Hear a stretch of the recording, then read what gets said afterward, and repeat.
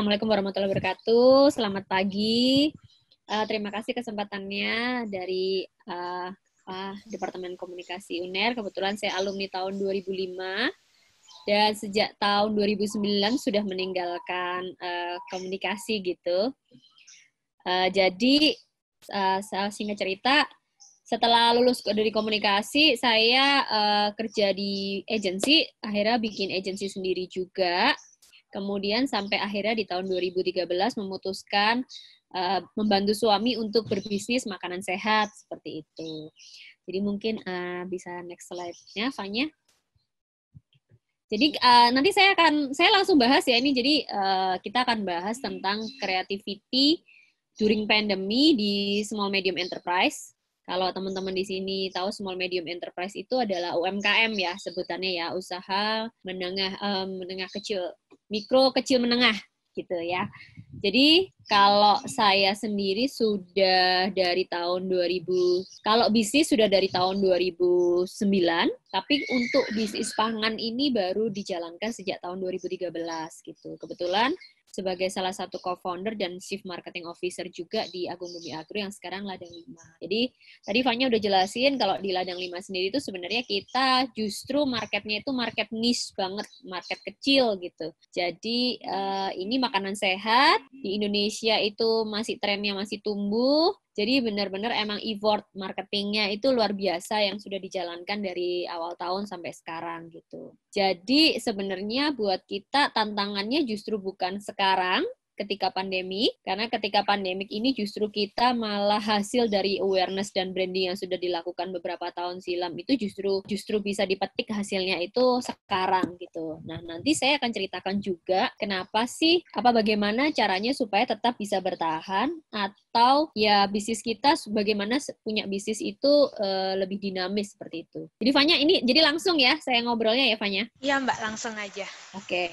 Jadi mungkin itu singkat cerita, kalau soal Ladang 5 sendiri sudah berdiri dari tahun 2013, selain produksi tepung singkong, kita produksi ada cookies juga, kita punya produksi pasta juga, terus noodle, mie sayur sehat, dan aneka cookies yang semuanya itu masih homemade. Kalau untuk tepung memang kita ada manufacturer di Pasuruan, tapi kalau cookies dan produk turunannya itu kita masih bikin di Ketintang. Jadi kalau di sini banyak orang Surabaya, kita bikinnya di Ketintang. Memang konsep kami sih itu untuk memberdayakan banyak perempuan-perempuan juga. Jadi sekitar tempat kita tuh banyak ibu-ibu yang memang awalnya dia tidak bekerja, tapi kita akhirnya membuka peluang untuk bantu kita waktu itu awal-awal untuk bikin cookies sampai sekarang. Jadi gitu.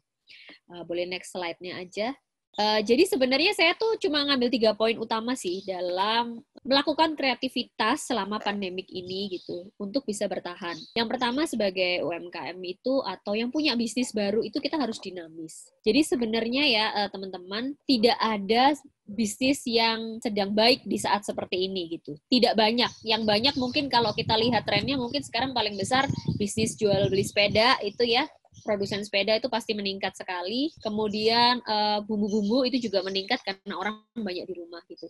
Tapi mostly 65% sampai 70% orang punya bisnis sedang terganggu gitu. Tidak hanya di Indonesia, tapi di seluruh dunia sebenarnya. Semuanya sama ya.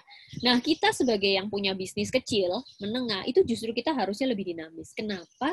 Kalau di perusahaan-perusahaan besar, tiba-tiba dia sebagian besar marketnya itu tidak terdistribusi dengan baik, dia sudah terlanjur melakukan banyak hal. Contohnya memiliki pabrik-pabrik dengan kapasitas yang cukup besar dan harus tetap berputar seperti itu. Punya lebih banyak pegawai seperti itu. Pegawainya bisa 100 atau di atasnya itu. Nah, kita-kita yang punya bisnis kecil ini harus luas ya. Luasnya itu macam-macam menurut saya. Dinamis itu menurut saya luas ya, lincah gitu. Satu, mungkin kita harus melihat kembali kira-kira potensi apa yang bisa kita jual gitu.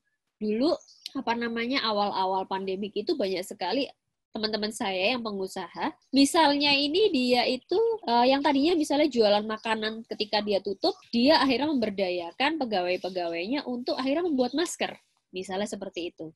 Nah, ini salah satu yang tidak bisa dilakukan perusahaan besar sebenarnya. Ya, kenapa? Karena mereka sudah tersetting, punya SOP, punya KPI, punya target segala macam. Kita yang bisnisnya masih kecil, itu sangat possible sekali, sangat memungkinkan sekali untuk bisa bergerak lebih luas. Misalnya ini salah satunya, kita sebut misalnya pivot bisnis seperti itu ya. Kita sudah punya beberapa tim, tapi ketika ini kita harus WFH nih, harus di rumah, resto harus tutup ketika PSBB. Apa yang bisa dilakukan? Oke, kita jualan frozen food misalnya, itu banyak sekali dilakukan oleh teman-teman pebisnis saya gitu, yang misalnya awalnya dia jualan punya kedai, tapi begitu PSBB, sampai sekarang dia nggak bisa buka.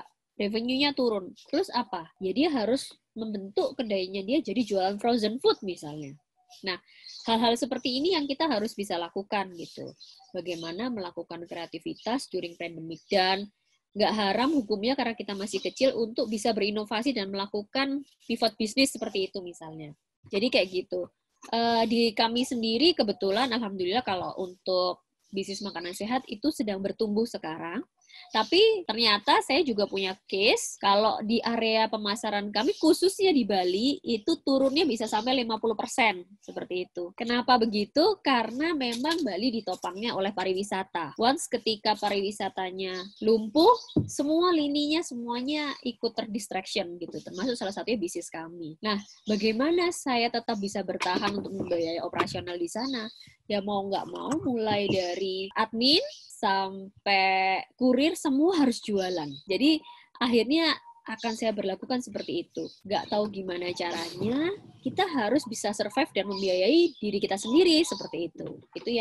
Itu yang saya sebut kita harus bisa bawa tim kita, bisnis kita untuk jauh lebih dinamis. Itu kalau saya bilang soal dinamis ya. Kemudian yang kedua yang banyak dilakukan itu adalah collaboration. Jadi sejak pandemik itu saya mulai lagi breakdown lagi gitu. Beberapa perusahaan-perusahaan atau rekan bisnis yang bisa kita ajak kolaborasi gitu. Kebetulan karena saya punya basicnya itu adalah tepung, saya mencari nih ingredient lain yang bisa diajak kolaborasi untuk membuat sebuah event online seperti itu. Jadi sejak pandemik itu biasanya kalau dulu saya malah lebih banyak keliling untuk melakukan demo masak. Tapi sejak bulan Maret sampai sekarang sudah terhitung ada 7 kelas online yang saya lakukan untuk bisa melakukan demo masak virtual gitu ceritanya. Nah, saya tidak melakukan itu sendirian. Saya berkolaborasi dengan brand lain, brand yang punya ingredient lain misalnya. Sehingga kita bisa sebut itu namanya cross-selling ya. Mereka punya awareness, mereka punya pasar sendiri, kita punya pasar sendiri. Ketika dikolaborasikan, kita bisa bertukar pasar. Jadi itu bentuk kolaborasi-kolaborasi yang bisa dilakukan supaya kita bisa meraih pasar yang baru seperti itu. Dan itu ternyata setelah saya amati tidak hanya dilakukan melalui UKM. Ada perusahaan-perusahaan besar nih, contohnya ada perusahaan oven, perusahaan baking equipment, itu sampai menghubungi kami ya juga sama.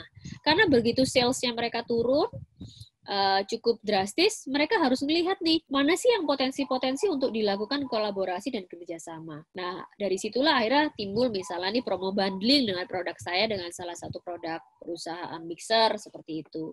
Banyak sekali kolaborasi-kolaborasi supaya kita bisa melakukan cross segmen ya, cross pasar, cross selling seperti itu. Justru di era pandemik seperti ini buat saya kompetisi bukan suatu hal yang perlu dilakukan gitu. Kita ngomongnya ya kita harus sama-sama gandeng tangan, collaboration, bisa menghidupkan pasar yang tadinya mati suri gitu ya, yang sedang mati gitu untuk dibangkitkan gairahnya kembali. Itu salah satu strategi yang kita lakukan gitu. Nanti silakan kalau misalnya ada sesi tanya mau menjawab lebih detail boleh juga. Kemudian next-nya, nah ini satu poin lagi yang terakhir saya sampaikan juga adalah selain harus dinamis, kolaboratif, dan juga inovasi gitu. Jadi soal inovasi ini begini ya, yaitu tadi ketika waktu saya punya cerita sih, ketika bulan Maret sampai April kemarin, ketika pandemiknya sedang tumbuh sangat tinggi itu, produk kita sale-nya sangat tinggi gitu. Saya juga melihat beberapa teman-teman produsen yang juga menjual jamu saat itu bahkan bisa sampai 2 kali lipat penjualannya.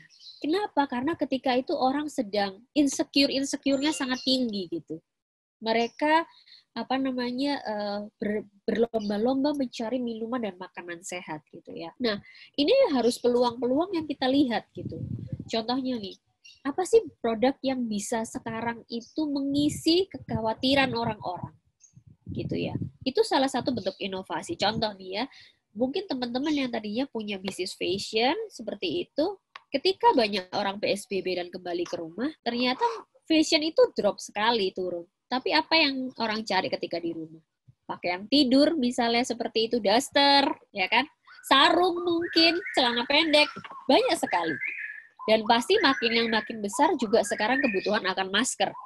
Maskernya mungkin waktu itu sempat kita ada minim sekali menemukan masker. Sekarang semua orang bisa menemukan maskernya, bahkan yang lucu-lucu gitu. Nah, inovasi-inovasi ini tetap harus dilakukan gitu.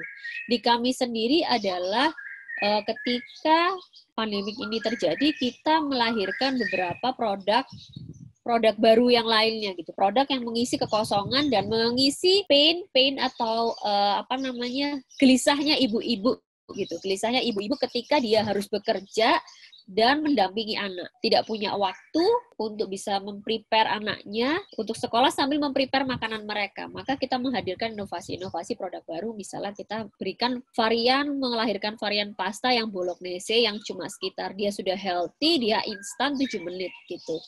Kita punya pancake yang jadi ibu-ibu itu bisa menyiapkan makanan buat anaknya, kemudian dia bekerja tanpa perlu ribet, tanpa perlu rempong lah ibaratnya sekarang seperti itu. Nah, inovasi-inovasi yang seperti ini tuh harus bisa dilihat sama teman-teman gitu. Karena sampai sekarang pun kalau kita tidak bertahan di 3 hal tadi, kita tuh sebenarnya tidak pernah tahu ini berakhir sampai kapan, bahkan di kami sendiri gitu. Maka kalau mau ditanya, mau bagaimana untuk menumbuhkan bisnis tadi, ya 3 hal tadi itu harus dipegang gitu. Karena sebenarnya dari awal ketika seseorang memutuskan untuk menjadi entrepreneur, berbisnis, dia pun sebenarnya sudah masuk ke kolam yang dia nggak tahu ujungnya di mana gitu. Karena kita hidup dengan ketidakpastian, ya kan teman-teman gitu ya, yang mau usaha, mentalitinya harus disiapin dulu gitu. Karena kita nggak pernah tahu loh kapan kita untung, kapan kita rugi, kapan kita bangkrut, kapan kita bisa bertumbuh gitu. Nah, sebenarnya di kondisi sekarang ini membuat kita harus jauh lebih bisa kreatif dan lebih bisa menguatkan diri kita sendiri gitu. Asal pesan saya 3 hal tadi harus dipegang gitu ya. Satu, yang pertama kita harus lebih dinamis, lebih lincah, lebih fleksibel. Kemudian yang kedua kita harus bisa melakukan kolaborasi dengan banyak hal, dengan banyak pihak. Yang ketiga kita harus terus tetap inovasi.